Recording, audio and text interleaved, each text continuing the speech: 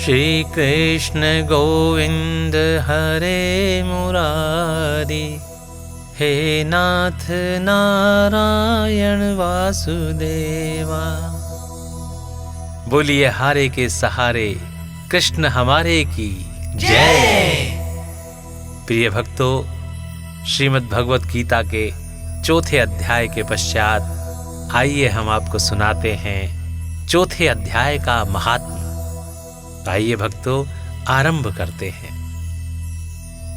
श्रीमद् भगवत गीता की महिमा का वर्णन करते हुए भगवान विष्णु ने लक्ष्मी जी से कहा, हे लक्ष्मी, गीता का नियमित पाठ करने वाले तो मोक्ष प्राप्त करते ही हैं, उनको छूने मात्र से भी अनेक पापी अज्ञान से छुटकारा पाकर विवेक को प्राप्त हुए हैं। लक्ष्मी जी ने पूछा, हे महाराज, श्री गीता जी के पाठ करने वालों को छूकर कोई जीव मुक्त भी हुआ है? तब श्री भगवान ने कहा, हे लक्ष्मी, तुमको मुक्त हुए पुरुष की पुरातन कथा सुनाता हूं, ध्यान पूर्वक सुनो। भागीरथी गंगा के किनारे काशी नगर है। वहां एक वैष्णव रहता था। वह श्री गंगा जी में स्नान कर श्री गीता जी के चौथे अध्याय का प्रतिदिन पाठ किया करता था। एक दिन वह वैष्णव वन में गया। वहां बेरी के 2 वृक्ष थे। वह गीता पाठी वैष्णव उनकी छाया में बैठ गया और बैठते ही उसको निद्रा आ गई। एक बेरी से उसके पांव लगे और दूसरी बेरी के साथ सिर लग गया तो दोनों बेरियां कांप कर पृथ्वी पर गिर पड़ी। उनके पत्ते सूख गए और इस प्रकार वे दोनों मुक्ति को प्राप्त हुई। उन दोनों बेरियों का जन्म 2 कन्याओं के रूप में एक ब्राह्मण के घर में हुआ। दोनों लड़कियों ने उग्र तप करना प्रारंभ किया।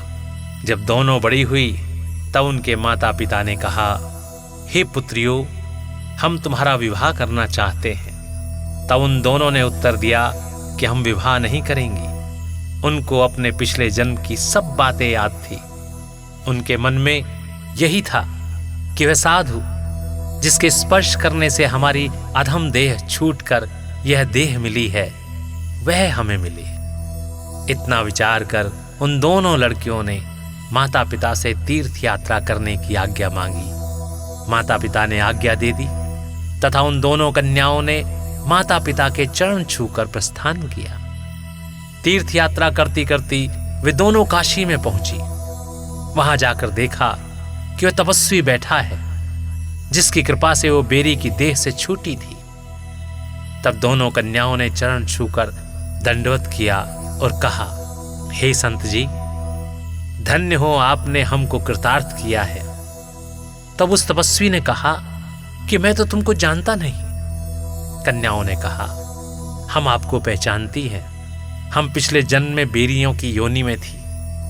आप एक दिन वन में आए। अधिक धूप के कारण बेरियों की छाया तले आ बैठे। लंबा स्थान न होने से एक बेरी से चरण और दूसरे से सिर लगा। उसी समय हम बेरियों की देह से मुक्त हुई। अब विप्र के घर में जन्मी हैं, बड़ी सुखी हैं। आपकी कृपा से हमारी गति हुई। तब तपस्वी ने कहा, मुझे इस बात की खबर न थी। आपकी क्या सेवा करूं? तुम ब्रह्म रूप उत्तम जन्म श्री नारायण जी का मुख हो।